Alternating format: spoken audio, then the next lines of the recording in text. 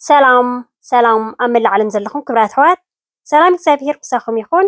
ናይ ሎም መዓልቲ ሒዘልኩም መፅእ ዘለኹም እምበኣር ኣብ ምእተዊ ከም ዝረኣኹማ ቅጫ ዓተር ብሕምልቲ ዝተዳለወት ካብ ምዕባየ ሓፍተይ ንተኸታተልቲ ሰላም ቲቪ ኣጋቢ ዝለይ ኢላትኒ ኣነ ከዓ ክንድትናሃታ እኳ ክንደየናይ ከይክእለግን ከዓ ሒዘልኩም መፅእ ኣለኹ ማለት እዩ። ክብራት ኣሕዋተይ ብሓንሳብ ከይድና ክንሰርሓ ኢና ክትፈትዎ ከዓ ተስፋ እንዳገበርኩ እምበኣር ተመሳይ ፀናኹም ከም ቀደምኩም ምትብባዕኹም ኣይፈለኒ።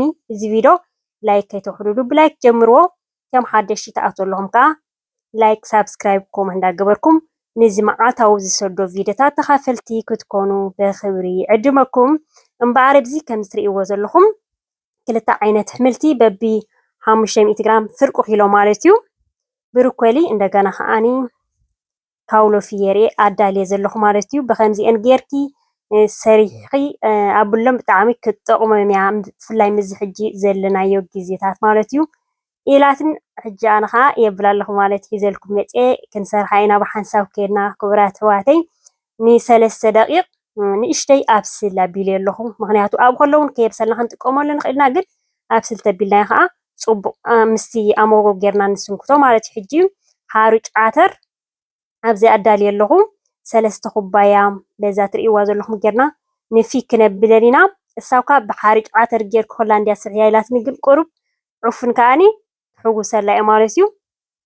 ዕርያ ምልእ ዘይበለት በታ ኩባያ ዝገብራ ዘለኹ ዕፉን ከዓ ክገብረላ እየ። 3 ግን ከም ትሪእዎ ዘለኹም ብሓፈሻ 2 ኩባያ ክትጥቀሙ ትኽእሉ ኢኹም። ናተይ መጎጎይ ቁሩብ ዕብይ ዝበለት እያ። ንእሽት ዝበለት ኮይነን ከዓ ተን መጎጎ 2 ኩባያ ክንጥቀም ንኽእል ሽግር የብሉን እቲ ዓቐን። ዕፉን ከዓ ከም ትሪእዎ ዘለኹም ትድኽም ዝበለ ዕፉን እየ። 2 ዓይነት ዕፉን እዩ ዘሎ፣ ጥሪ ዝበለ ፍሪዝ እንታይ ዝበሃል ማለት እዩ። ከምዚአን ተንድኽም ዝበላ ተጠቒመ ኣለኹ። ኖርማል ዋላ ብዘይ ዕፉን እውን ክንገብሮ ንኽእል ኢና፣ ግን ናይቲ ዓተር ትሕዝቶ ናይቲ ዕፉን ትሕዝቶ ነናሃቱ ዝኸኣለ ስለ ዘለዎ እዩ ማለት እዩ። ክቡራት ኣሕዋተይ ምዛ ሽኮር ኢና ሓፍተይ ከዓ ብሓንሳብ ከይድና ቪድዮታት ማለት እዩ ብጣዕሚ እቲ ናሃታ ውሕልነት ክነካፍለኩም ኢና ማለት እዩ። ብሓንሳብ ከይድና ክንሰርሕ ኢና ማለት እዩ። ብሓንሳብ ከይድና ቪድዮ ሒዘልኩም ክመፅእ እየ።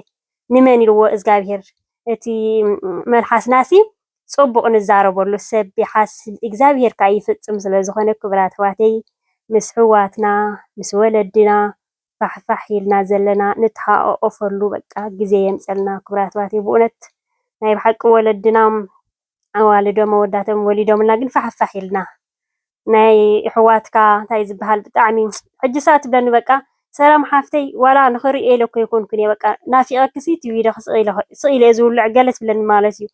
ብጣዕሚ ቀሊል ነገር ኣይኮነን እዩ። ናፍቆት ግን እግዚኣብሔር ኣምላኽ በብዘለናዮ ዕድመን ጥዕናን እንዳበልኩ ክቡራት ኣሕዋተይ ከም ትሪእዎ ዘለኹም ዝሕል ምስ በለ ሕጂ 3 ደቂቕ ምስ ኣብሰልኩ ከዓ ኣቢለ ኣሎ ማለት እዩ። ብማሽን ጌርና ከምዚ ጌርና ኣድክም ኣቢልና ንጥሕኖ። እንተደሊና ከዓ መጎጎ ዘይብልና ተኮይንና ኣብ ፎርኖ ከዓ ክንእትዎ ንኽእል ኢና፣ ሽግር የብሉን እዩ። መጎጎ ተሊና ከዓ ብመጎጎ ክንጥቀም ንኽእል ኢና። ሕጂ ቀመማት ከዓ ክንገብር ኢና ማለት እዩ።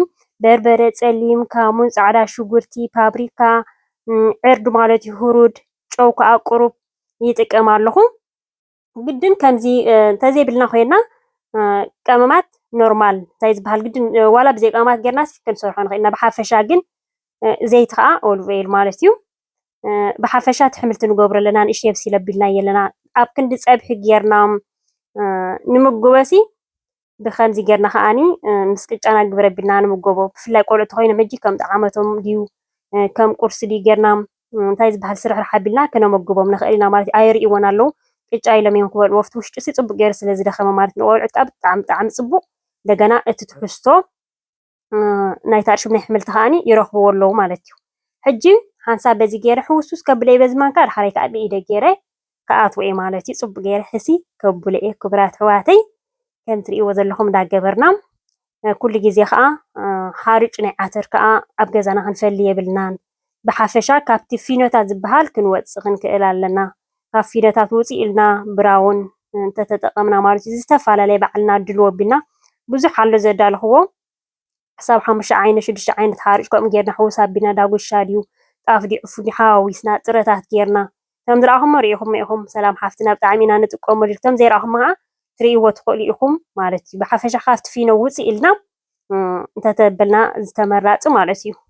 كم تريوا ذلهم بإيدي طب جير عندي هاري ميت أنا بحفشة جن بإيدي جير خاخ قبل حجي عرينا كم تستايز بحالكم جبروا يبلنا لم ممكن جبروا يبلنا ما عرفتي أفت مجوجو تايز بحالك جبرنا درق زولا من تام خوان لنا مالتيو حجي تام مجوجنا ولا عبيلنا كنبولينا خن ولا أخلنا مجوجنا حجي برتو خن جبروا يبلنا معناته بزح حاو أي تاور عتر بتهت زبالة جيرنا كسبنا جو زبالة إجانا كنسنكو تأنا مالتيو حجي مجوجي واللي عيا رسينا لا مالتيو كساب درسن كساب كلتايم إيتن خمسان كن جبرو نخيلنا رسم سبالة خا 180 190 جنها كنبسلو نخيلنا مالت مخنيات كسيلو تحتي له خبس لنا كخيل علو انت دلنا رق انفتو تخينها رق كا كن جبرو نخيلنا صقمي يبولي مالتي افتي تايز بهنا ككم هنا مرجاناي مالتي كبرات واتي كمزي اغبر بيلنا تدلنا قدام سنبت مصنا لو مسبون كتقامو لتخيليهم انت دلنا اني تايز بهال ك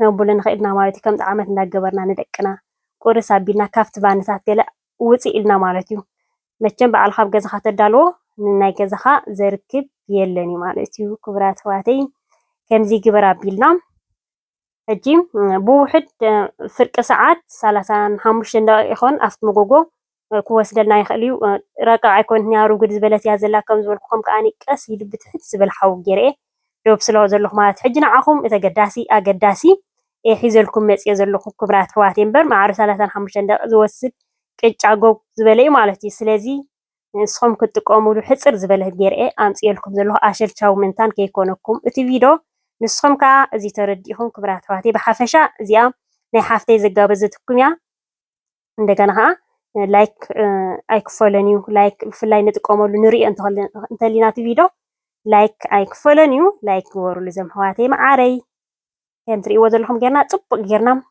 انتي زبها المس جبرنا كنوبل عنا دحريك كل مزعينا مالتي